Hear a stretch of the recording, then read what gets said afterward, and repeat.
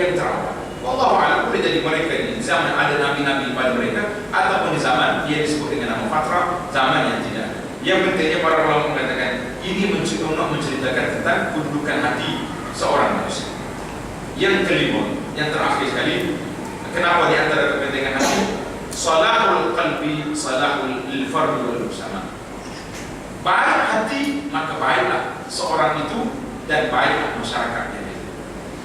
Baik hati itu baik seorang itu dan baik masyarakat yang ada di situ. Maka hati yang saleh merupakan batu-batu yang awal pembinaan dari sudut madi, dari sudut kebendaannya, dan dari sudut ruh.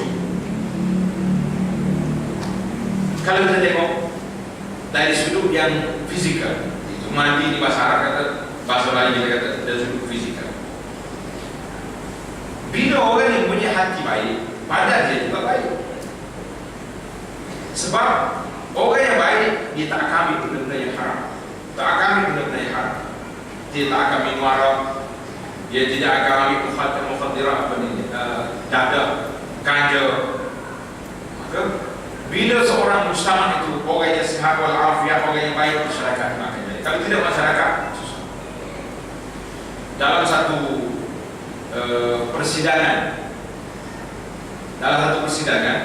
saya tak tahu apa disebut atau tak disebut di sini. Boleh. Persidangan tentang berapa banyak kerajaan rugi. Kerajaan rugi dengan sebab rakyat risau. Minta isi dan kita sebut. Aku awal. Sebab apa? Dia kata hospital.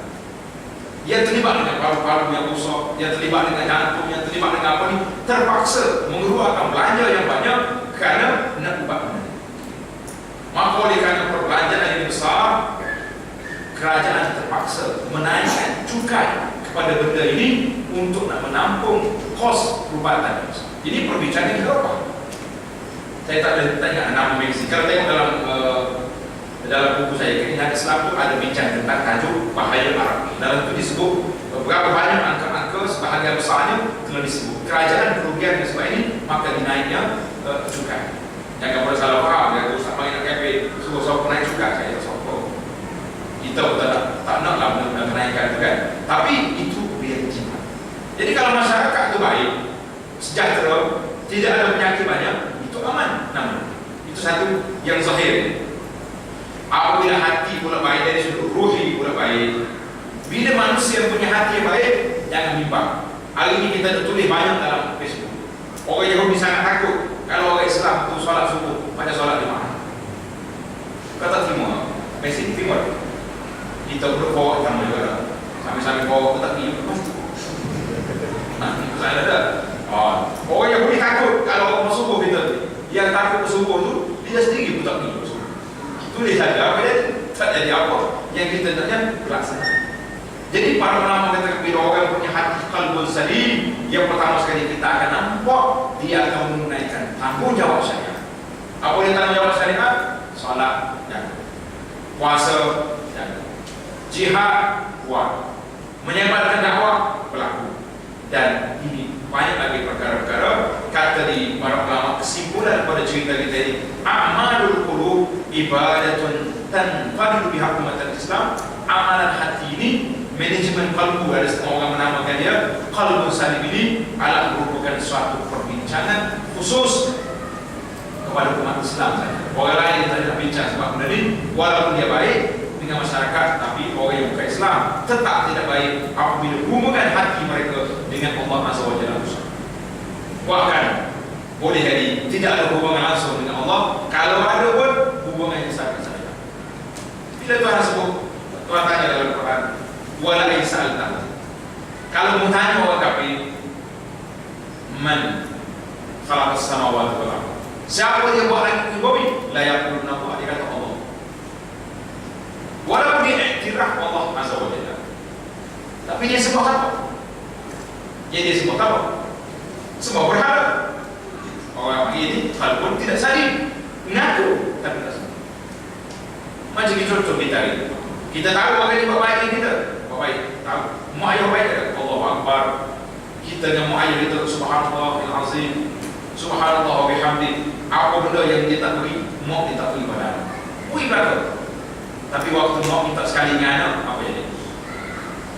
Bawa tua ni macam-macam. Hari-hari main guna rehat ni, nak pergi, nak pergi. Mula sekali orang tua ni minta salib. Itu kalau bersalib ke tak salib? Jawabnya tidak salib. Kerana kita tidak bersyukur nikmat yang orang beri, kita tak ingat. Allah SWT beri kepada kita macam-macam nikmat yang kita. Wa in ta'udu nikmatullah la tuhsuha. Kalau kamu hitung, kamu kira nikmat Allah Ta'ala, kamu tidak akan dapat. Tapi apa jadi? Walaupun nikmat yang begitu besar, walaupun nikmat yang begitu banyak, tapi kita tetap kadang-kadang syukur, kadang-kadang kufur nikmat di sini. Ada orang yang masuk kufur terhadap syirik kepada Allah Azza wa Jalla, itu bagi orang-orang yang bukan Islam.